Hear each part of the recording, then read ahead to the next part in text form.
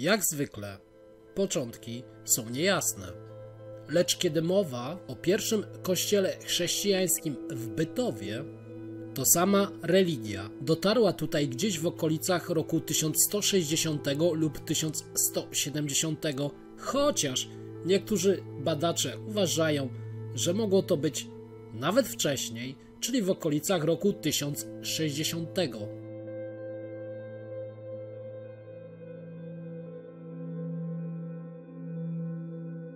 Ale w przypadku ziemi bytowskiej również księstwa pomorskiego. I gdy mamy wątpliwości, to aby wspomóc nasze teorie, bardzo przydatne okazują się dokumenty, a te wspominają o istnieniu parafii chrześcijańskiej dopiero tutaj w roku 1329, a zatem zanim pojawił się tutaj zakon krzyżowców, miejsce to przechodziło bardzo burzliwą historię.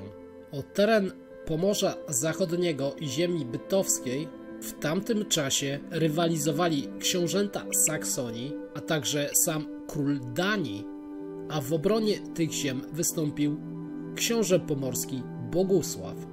Walki toczyły się przez kilka lat, gdzie miejscowi panowie pomorscy szli na rękę rywalizującym wtedy ze sobą królestwom. Ale już w tamtym czasie wydaje się być pewnym, iż ziemie te przyjęły jakiś rodzaj chrześcijaństwa, ponieważ w roku 1168 obaj książęta pomorscy wzięli udział w wyprawie wojennej na pogańską wyspę Rugię. Z czasem też na arenę tej rozgrywki międzynarodowej wkroczy polski ród Piastów. Wybucha kolejny konflikt zbrojny pomiędzy samym Pomorzem a Danią, a jeden z książąt pomorskich, Kazimierz, kolejno będzie brał za swoje żony córki Mieszka Starego, w ten sposób wiążąc Pomorze Zachodnie z Piastami. Jednak parę lat później sam wielki cesarz rzymski Fryderyk Barbarossa ukróca władztwo księcia Saksonii Henryka Lwa.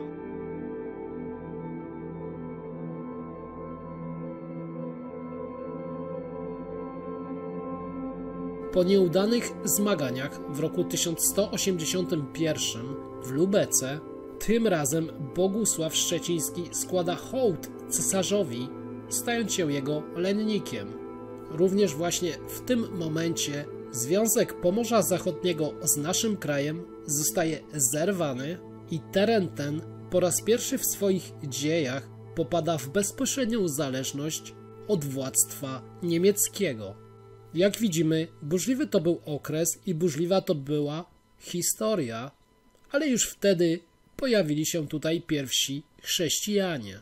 A sam gotycki, kamienno-ceglany kościół, na którego zarysy fundamentów macie okazję popatrzeć, wzniesiono tutaj ponownie z pewną dozą prawdopodobieństwa na początku wieku XIV, a do dzisiaj możemy podziwiać tą wspaniałą wieżę gotycką.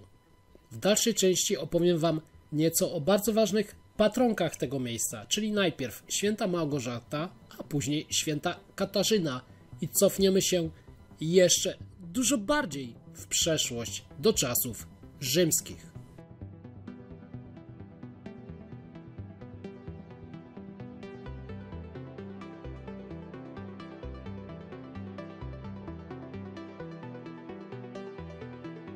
Natomiast w średniowieczu patronką pierwszej tutejszej świątyni była Małgorzata z Antiochii, czyli jedna ze świętych kościoła katolickiego, ale też i prawosławnego.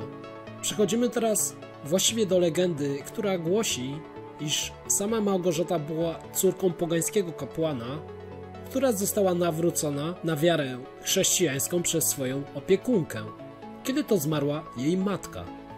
Były to czasy panowania jednego z rzymskich cesarzy, mianowicie Dioklecjana, a w tymże czasie dochodziło do dużych prześladowań chrześcijan.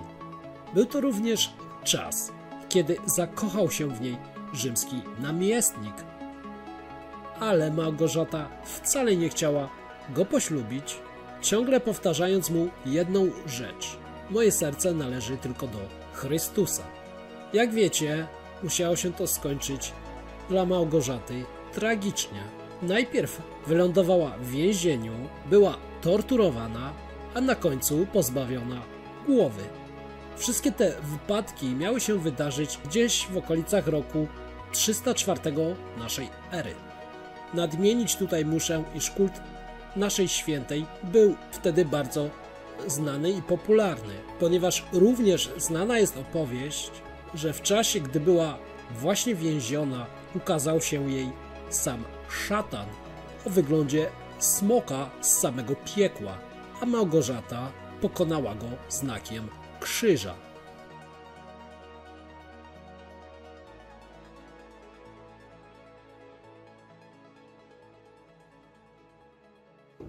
Cóż, a u góry niespodzianka. W zamku nowa wystawa jest przygotowywana. Tak tutaj u góry na wieży kościelnej zamknięte, niezdolna do użytku. Trudno. Schodzimy na dół. Zauważycie, że od połowy są już drewniane schody i można się zmęczyć, jeśli nie macie super zdrowia. Kolejna zmiana patronki ma prawdopodobnie związek ze zmianą lokalizacji miasta w roku 1346 i tym razem patronką zostaje święta Katarzyna, której autentyczność również współcześnie się kwestionuje. Tym razem nasza bohaterka urodziła się nie w Antiochii, ale w Aleksandrii, w samym Egipcie i była córką jednego z tamtejszych królów. Podobnie jest to początek IV wieku naszej ery, ale tym razem nasza bohaterka była bogatą i wykształconą chrześcijanką. Niestety, w wieku bardzo młodym, 18 lat, odważyła się i to otwarcie krytykować prześladowania chrześcijan, a co za tym idzie postępowanie samego ówczesnego cesarza Maksencjusza. Legenda mówi nam, iż w trakcie finalnej przemowy na argumenty religijne pokonała aż 50 mędrców niechrześcijańskich, do tego niejednego z nich nawracając. No taki obrót spraw nie mógł się spodobać cesarzowi, który skazał ją natychmiast na śmierć. Metoda wykonania wyroku była okrutna, czyli łamanie kołem, ale mówi się, iż sam anioł zniszczył to narzędzie tortur, zatem ponownie wyrok wykonano inaczej, poprzez ścięcie.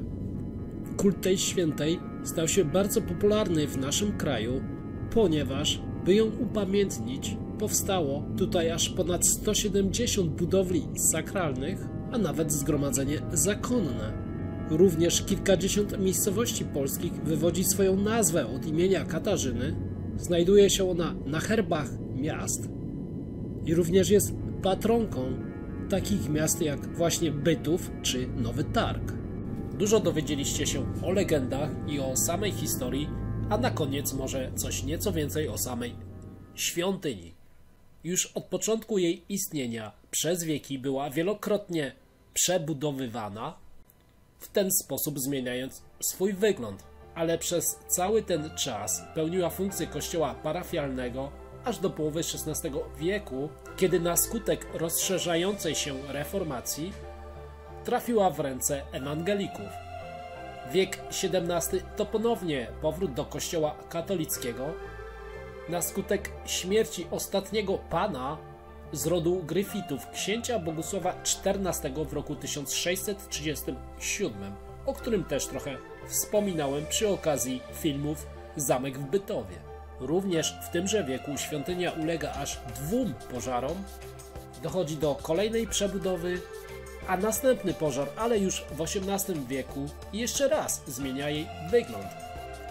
Zatem pod sam już koniec wieku XVII jest ona już tylko wypaloną, zniszczoną ruiną, która jednak zostaje odbudowana w roku 1716. Odtąd to czas już bardziej spokojny dla tego kościoła, aż do samego zakończenia II wojny światowej w roku 1945, gdzie ponownie następny niszczycielski pożar rujnuje wystrój całego wnętrza, niszcząc bardzo cenne zabytki, I końcowo, w latach 60. XX wieku zdewastowane mury ostatecznie rozebrano, natomiast zdecydowano się wyremontować wieżę, która ostała się do naszych czasów. I dzięki temu możemy ją zobaczyć choćby dzisiaj na moim filmie. Super, dziękuję Wam za uwagę po raz kolejny. Pamiętajcie też o subskrypcji, udostępnianiu, kciukach w górę. Jeśli chcecie pomóż mojemu kanałowi, czekacie na kolejne filmy i chcielibyście, aby on się rozwijał. Również ponownie zapraszam na Spotify i do usłyszenia, zobaczenia. Trzymajcie się wszyscy. Hejo, pozdrawiam.